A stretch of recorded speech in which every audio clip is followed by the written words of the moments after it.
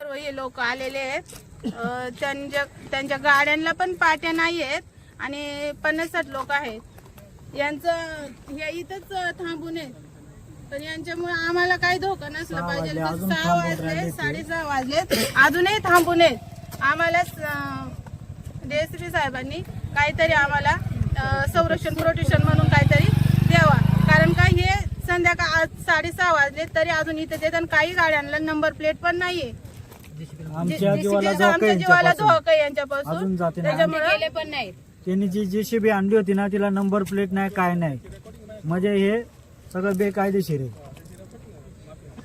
तुम्हाला काय मारण वगैरे हल्लं हो, होईल असं आमच्या जीवाला धोका आहे. कारण का नाही तुम्ही गेल्यानंतर पत्रकार गेल्यानंतर यांचा काय भरोसा नाही. आमच्यावर हल्ला सुद्धा करू शकतो. उद्या आमच्या जीवाला धोका आहे यांच्यापासून. गेले नाही. सकाळी 11 वाजता संध्याकाळच्या किती टायमाला येऊन जर माल बिल टाकून जातात तर मग हे कशावरून आम्हाला हल्ला नाही करणार.